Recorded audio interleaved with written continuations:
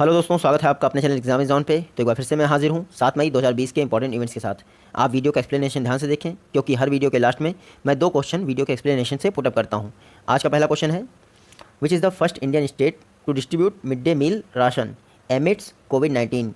तो कोविड-19 क्राइसिस के दौरान इंडिया का पहला स्टेट कौन बना है जिसने अनाउंस किया है कि वो mid day meal ration distribute करेगा। देखिए, मिड डे मील के दौरान पका हुआ भोजन प्रोवाइड किया जाता है चिल्ड्रंस को। मिड डे मील तो चल नहीं रहा है लॉकडाउन के दौरान, तो एमपी ने कहा है जो मिड डे मील का भोजन है उसको हम राशन के तौर पे ही डिस्ट्रीब्यूट कर देंगे। तो एमपी इंडिया का पहला स्टेट बना है जिसने डिसाइड किया है कि वो mid day meal ration provide करेगा सभी लोगों को। बात करते हैं एमपी के कुछ और स्कीम्स की।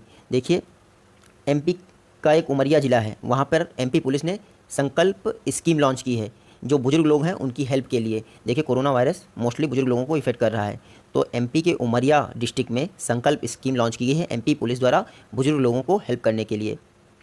इसके अलावा एमपी ने 2-3 दिन पहले जीवन अमृत योजना स्टार्ट की थी इम्यूनिटी सिस्टम को इम्प्रूव करने के लिए। इसमें त्रिकोण जो है चूड़ दिया जा रहा था जिसको आपको पीना था, 50 ग्राम का चूड़ था ये। और फिर उसके पहले जीवन शक्ति योजना स्टार्ट की थी शहरी महिलाओं को रोज़गार देने के लिए। इसमें मास्क बनाने थे, 11 रुपये में एमपी गवर्नमेंट मास्क परचेज़ कर रही थी। और उसके बाद अब एमपी ने डिसाइड किया है कि वो मिड डे मील राशन को डायरेक्टली डिस्ट्रीब्यूट कर देगी। उसके अलावा मैं आपको बता दूँ, मिड डे मील योजना जो है 1995 में स्टार्ट की गई थी बच्चों में माल न्यूट्रिशन की कमी को पूरा करने के लिए ministry of human resource and development के द्वारा। आप याद रखेंगे, एमपी के सीएम कौन है? शिवराज सिंह चौहान। एमपी के गवर्नर कौन है? लालजी टंडन। एमपी की 2 सेंचुरी या वर्ल्ड नेशनल पार्क इस समय बहुत चर्चा में है। एक आपका नौरादेही वाइल्ड लाइफ सेंचुरी, क्योंकि यहाँ पे नामीबिया से 2 चीते लाए जा रहे हैं। उसके अलावा आपका कूनो पालपुल वाइल्ड लाइफ सेंचुरी, यहाँ पे भी प्लान था लेकिन सुप्रीम कोर्ट ने मना कर दिया। तो ये दोनों आप नेशनल पार्क या वाइल्ड लाइफ सेंचुरी याद रखेंगे। ये मैप में एमपी है, भोपाल कैपिटल है। नेक्स्ट क्वेश्चन है, who is appointed India's ambassador to Brazil. तो ब्राज़ील में इंडिया के एम्बेसडर कौन अपॉइंट किए गए हैं? रिसेंटली सुरेश के रेड्डी को इंडिया द्वारा ब्राज़ील का एम्बेसडर बनाया गया है। मिनिस्ट्री ऑफ एक्सटर्नल अफेयर्स ने अपॉइंटमेंट कर दिया है इनका। देखिए, सुरेश के रेड्डी और के सुरेश रेड्डी, इन दोनों का नाम आप ध्यान से सुनिएगा, क्योंकि के सुरेश रेड्डी तेलंगाना हाई कोर्ट के जज अपॉइंट हुए हैं। यानी हैदराबाद में जो हाई कोर्ट है तेलंगाना का, वहाँ पे जज अपॉइंट हुए हैं। और सुरेश के रेड्डी इंडिया के एम्बेसडर अपॉइंट हुए हैं ब्राज़ील में। ब्राज़ील की बात करें तो प्रेसिडेंट है वहाँ के जेयर बोल्सोनारो। और देखिए, जो जेयर बोल्सोनारो हैं उनको ट्रम्प ऑफ ट्रॉपिक्स भी कहते हैं, क्योंकि जैसे अमेरिका फर्स्ट बोलते हैं आपके डोनाल्ड ट्रंप, वैसे ब्राज़ीलियन फर्स्ट बोलते हैं आपके जेयर बोल्सोनारो। ब्राज़ील वर्ल्ड की एकमात्र कंट्री है जिससे इक्वेटर और ट्रॉपिक ऑफ कैंसर दोनों निकलती हैं। Sorry, equator and tropic of Capricorn, यानी मकर रेखा और भूमध्य रेखा दोनों निकलती हैं। एकमात्र कंट्री कौन सी है? ब्राज़ील। नेक्स्ट क्वेश्चन हमारा, who developed ultraviolet disinfection tower UV blaster for corona. तो कोरोना से डिसइंफेक्शन करने के लिए अल्ट्रावायलेट टावर यूवी ब्लास्ट किसने डेवलप किया है? Recently DRDO, defence research and development organisation ने यूवी ब्लास्टर नामक एक अल्ट्रावायलेट डिसइंफेक्शन टावर क्रिएट किया है। यहाँ आप देख सकते हैं फिगर में। देखिए, इसका मेन पर्पस होगा जो हमारे इलेक्ट्रॉनिक गैजेट्स होते हैं या कंप्यूटर टाइपिंग की जो सरफेस होती है उसके डिसइंफेक्शन में इसको आसानी से यूज किया सकता है, क्योंकि नॉर्मल वे में तो आप उनको सैनिटाइज कर नहीं सकते हैं, साफ़ करने में तकलीफ होगी। अल्ट्रावायलेट रेस की मदद से आप कोरोना से डिसइंफेक्शन प्रोवाइड कर सकते हैं जो सरफेस होती है इलेक्ट्रॉनिक गैजेट्स की या कंप्यूटर की। तो ultraviolet disinfection tower UV blaster DRDO के द्वारा बनाया गया है। बात करेंगे डीआरडीओ की, यानी defence research and development organisation की। 1958 में इसकी स्थापना हुई थी। मिनिस्ट्री ऑफ डिफेंस का एक रिसर्च एंड डेवलपमेंट ऑर्गेनाइजेशन है। चेयरपर्सन कौन है? जी सतीश रेड्डी जी इसके चेयरपर्सन हैं। और इसका मोटो बहुत इंपॉर्टेंट है, बलस्य मूलम विज्ञानम। इसका हेडक्वार्टर कभी कभी पूछ लेते हैं, तो आप याद रखिए न्यू दिल्ली में इसका हेडक्वार्टर है। नेक्स्ट क्वेश्चन है हमारा, Joseph J Landsberg, Richard H Waring and Nicholas C Coops is awarded by Marcus Wallenberg prize 2020 in which field. तो मार्कस वॉलेनबर्ग प्राइज से आपके Joseph J Landsberg, Richard H Waring and Nicholas C Coops को नवाजा गया है। आपको बताना है मार्कस वॉलेनबर्ग प्राइज़ किस फील्ड में दिया जाता है? साइंस की फील्ड में दिया जाता है। आपका मार्कस वॉलेनबर्ग प्राइज़ किसके द्वारा दिया जाता है? तो स्वीडन गवर्नमेंट के द्वारा दिया जाता है। देखिएगा, स्वीडन गवर्नमेंट के द्वारा मार्कस वॉलेनबर्ग प्राइज़ दिया जाता है साइंस की फील्ड में। इसमें 2 मिलियन, स्वीडन की मुद्रा क्या है? क्रोनर। तो 2 मिलियन क्रोनर का कैश प्राइज दिया जाता है। सिर्फ आप इतना याद रखिए, क्योंकि किसी इंडियन को नहीं दिया गया है तो आप भले नाम मत याद रखिए, लेकिन इतना याद रखिए कि मार्कस वॉलेनबर्ग प्राइज साइंस की फील्ड में दिया जाता है स्वीडन गवर्नमेंट के द्वारा। बात करते हैं स्वीडन की, तो कैपिटल है स्टॉकहोम, करेंसी स्वीडिश क्रोना है, इसीलिए 2 मिलियन क्रोना का अवार्ड दिया गया है मार्कस वॉलेनबर्ग प्राइज में। और यहाँ के पीएम कौन है? स्टेफन लोफवेन, जो स्वीडन के पीएम हैं। नेक्स्ट क्वेश्चन है, who is appointed in charge of ARTRAC। तो ARTRAC के इंचार्ज कौन बनाए गए हैं? ARTRAC जो है आर्मी ट्रेनिंग कमांड का शॉर्ट फॉर्म है। ये शिमला में लोकेटेड है। रिसेंटली इसके इंचार्ज बनाए गए हैं लेफ्टिनेंट जनरल राज शुक्ला। देखिए आर्मी के ऑल ओवर इंडिया में 7 ट्रेनिंग कमांड हैं, उनमें से ARTRAC शिमला में स्थित है, उसके इंचार्ज रिसेंटली लेफ्टिनेंट जनरल राज शुक्ला बनाए गए हैं। बात करें अगर इंडियन आर्मी की, तो 1 अप्रैल 1895 को इंडियन आर्मी की स्थापना हुई थी। हालांकि आर्मी डे जो है हमारा वो 15 जनवरी को मनाया जाता है। एक वीडियो में मैंने गलत बता दिया था, तो आज आप फिर से करेक्ट कर सकते हैं। ये डेज ऐसे होते हैं कि 8 से 10 दिन में रिवाइज हो जाते हैं, तो कभी भी अगर मैं गलत बता दूंगा तो आप याद रखिए नेक्स्ट वीडियो में उसको करेक्ट करवाना ही है। तो आर्मी डे आपका 15 जनवरी को मनाया जाता है। मैं बता दूं हेडक्वार्टर इसका न्यू दिल्ली में है। आर्मी का मोटो है सर्विस बिफोर सेल्फ, और जो वर्तमान में आर्मी के चीफ हैं वो 28th आर्मी चीफ हैं MM नरवणे जी। जो आर्मी चीफ होता है वो 4 स्टार रैंक का ऑफिसर होता है। इंडिया में सिर्फ 2 जो है 5 स्टार रैंक के ऑफिसर हुए हैं, उनको फील्ड मार्शल के नाम से कहते हैं। तो जो फील्ड मार्शल होता है वो 5 स्टार रैंक ऑफिसर होता है, जो आर्मी चीफ होते हैं वो 4 स्टार रैंक के ऑफिसर होते हैं। और आर्मी का कमांडर इन चीफ कौन होता है, तो तीनों सेनाओं के कमांडर इन चीफ हमारे राष्ट्रपति होते हैं। ये हमारा next question, corporate affairs ministry constituted 7 member panel for audit independency and accountability will be headed by. तो ऑडिट इंडिपेंडेंसी एंड अकाउंटेबिलिटी के लिए 7 मेंबर पैनल बनाया गया है कॉर्पोरेट अफेयर्स मिनिस्ट्री के द्वारा। आपको बताना है इसकी अध्यक्षता कौन करेगा। तो अमरजीत चोपड़ा जी जो फेमस CA यानी चार्टर्ड अकाउंटेंट रहे हैं, वो ऑडिट इंडिपेंडेंसी और अकाउंटेबिलिटी पैनल की अध्यक्षता करेंगे। पर्पज़ क्या है, ऑडिटर जाते हैं, कई बार बार्गेनिंग हो जाती है उनके साथ कि आप ये कम करके लिख दीजिए या आप ये कर दीजिए तो हम आपको ये फ़ायदा देंगे। तो उनके लिए क्या बेहतर पॉलिसी बनाई जाए या उनकी जवाबदेही कैसे तय की जाए, इस पर पॉलिसी बनाने के लिए रिसेंटली कॉर्पोरेट अफेयर्स मिनिस्ट्री ने 7 मेंबर्स पैनल बनाया है, जिसके अध्यक्ष होंगे आपके अमरजीत चोपड़ा जी। आप याद रखेंगे। कॉर्पोरेट अफेयर्स मिनिस्टर कौन है इस समय, तो जो हमारे फिनांस मिनिस्टर हैं वही कॉर्पोरेट अफेयर्स मिनिस्टर हैं, निर्मला सीतारमण जी की बात कर रहा हूँ मैं। नेक्स्ट क्वेश्चन है हमारा, IRDAI constituted a working group to make policy on insurance intermediaries will be headed by। तो IRDAI ने रिसेंटली इंश्योरेंस इंटरमीडियरीज पर पॉलिसी बनाने के लिए एक वर्किंग ग्रुप बनाया है। आपको बताना है इस वर्किंग ग्रुप की अध्यक्षता कौन करेगा। तो यज्ञप्रिया भारत, ये आप देख सकते हैं यहाँ पे, यज्ञप्रिया भारत जी इंश्योरेंस इंटरमीडियरीज पर पॉलिसी जो बनेगी उसकी वर्किंग ग्रुप की अध्यक्षता करेंगी।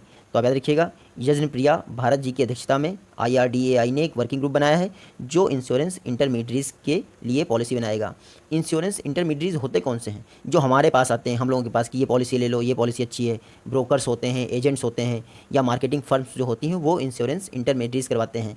पॉलिसी देने के टाइम तो ये बड़ी मीठी मीठी बातें करते हैं और आ जाते हैं, लेकिन जब हमें लॉस हो जाता है और हम कहते हैं कि हमें क्लेम दिलाओ, तब ये लोग मुँह फेर लेते हैं।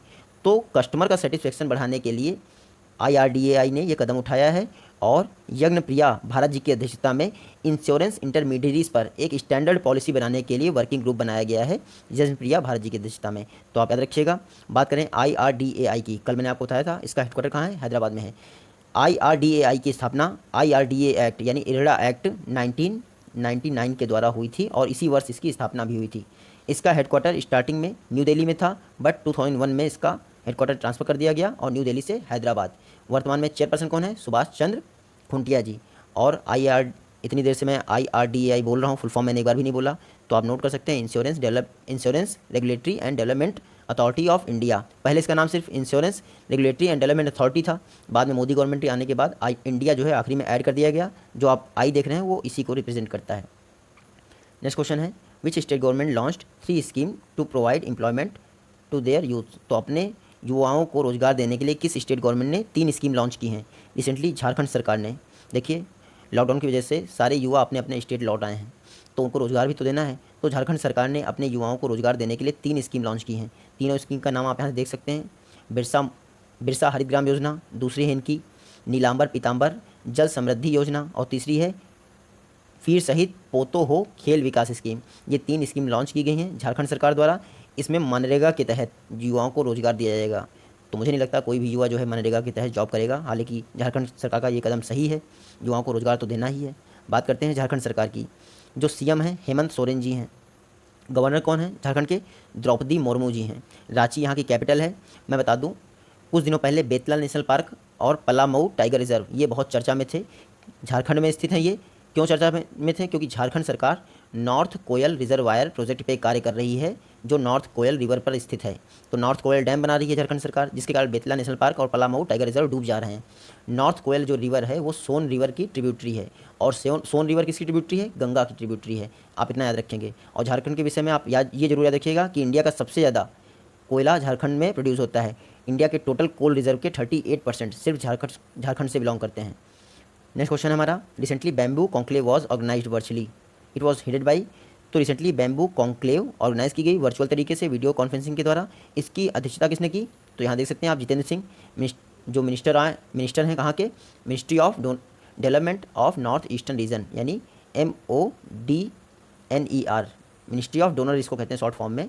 तो मिनिस्ट्री ऑफ डोनर के मिनिस्टर हैं जितेंद्र सिंह जी। इन्होंने बैम्बू कॉन्क्लेव की अध्यक्षता की।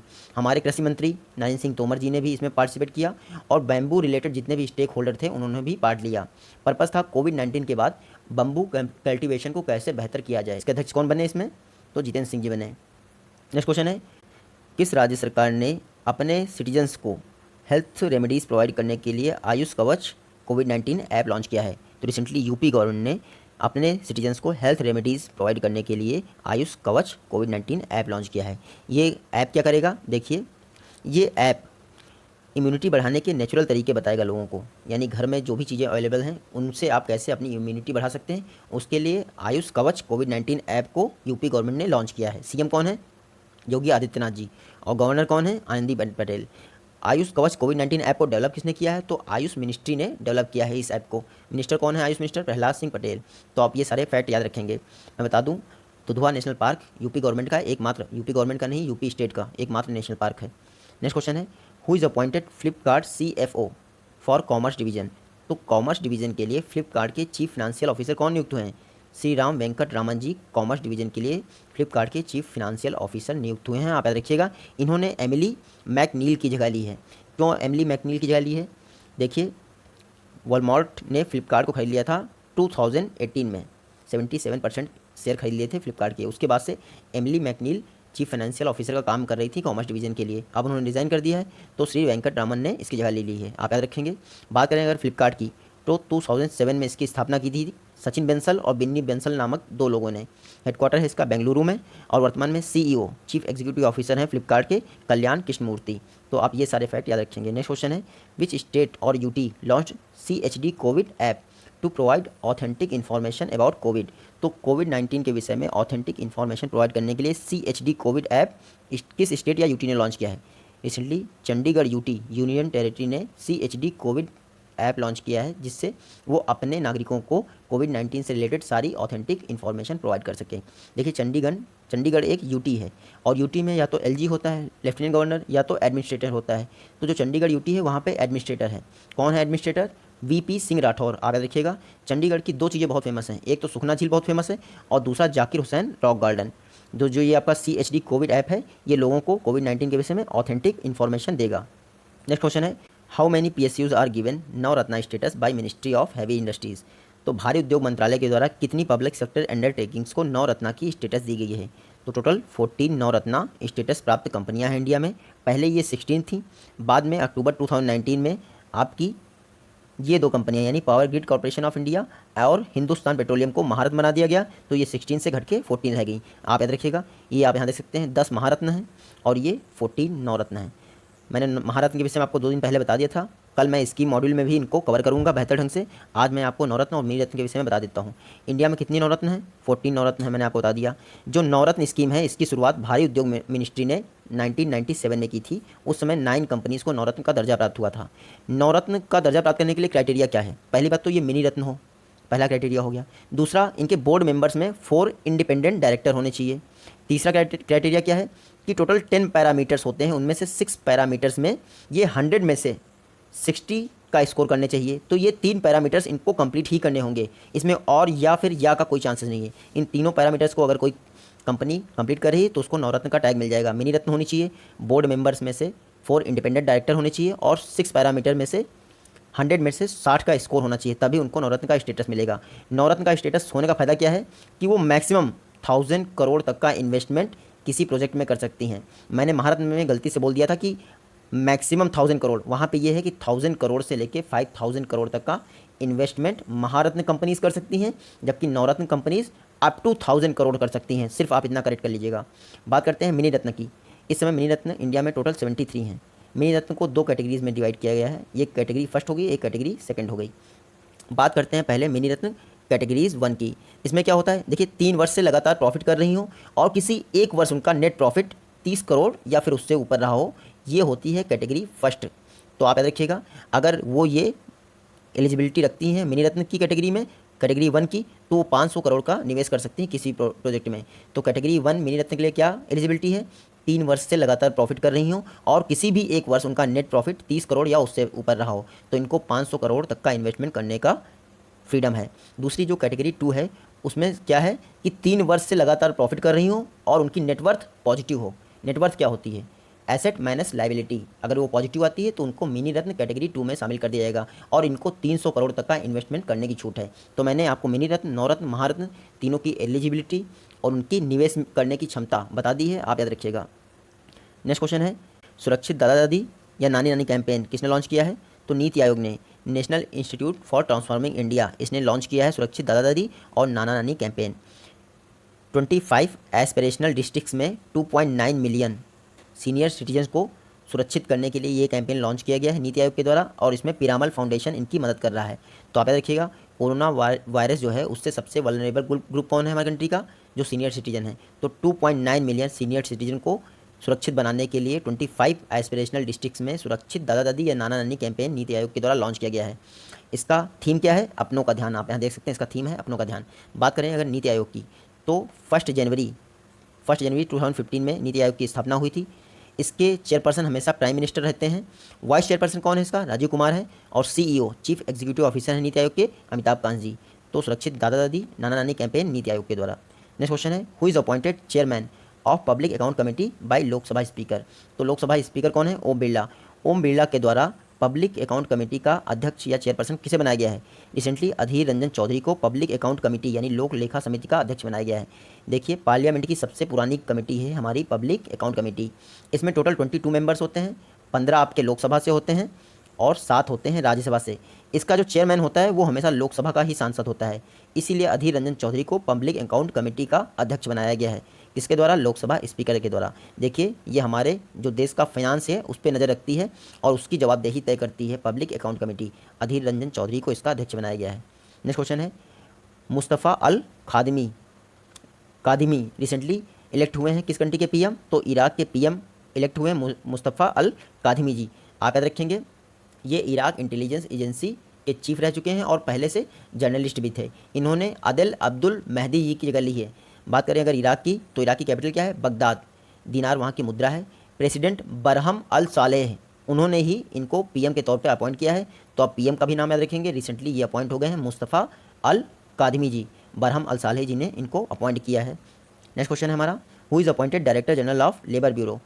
तो श्रम ब्यूरो के या फिर लेबर ब्यूरो के डायरेक्टर जनरल कौन अपॉइंट हुए हैं, रिसेंटली DPS नेगी जी को, कैबिनेट कमेटी ऑफ अपॉइंटमेंट जिसके अध्यक्ष प्राइम मिनिस्टर होते हैं, उसने DPS नेगी जी को लेबर ब्यूरो का डायरेक्टर जनरल अपॉइंट किया है। इन्होंने BN नंदा जी की जगह ली है। आप इतना याद रखेंगे, जो DPS नेगी हैं वो IES Indian economic service 1985 batch के IES ऑफिसर हैं। तो IES यानी इंडियन इंजीनियरिंग सर्विस भी होता है और इंडियन इकोनॉमिक सर्विस भी होता है। ये जो आपके DPS नेगी हैं वो 1985 बैच के IES ऑफिसर हैं, इंडियन इकोनॉमिक सर्विस के ऑफिसर हैं। आज हमारी वीडियोस में इतने क्वेश्चन थे। ये प्रीवियस वीडियो के क्वेश्चन का आंसर है। 21 मेंबर होते हैं RBI के सेंट्रल बोर्ड में और SIDBI का हेडक्वार्टर लखनऊ में है। आज की वीडियो से क्वेश्चन है हमारे, आपको बताना है संकल्प कैंपेन एल्डरली पीपल के लिए किस स्टेट पुलिस ने लॉन्च किया है। दूसरा है IRDAI का हेडक्वार्टर कहाँ है। मिलते हैं आपसे अपनी नेक्स्ट वीडियो में, तब तक के लिए take care, good bye and जय हिंद।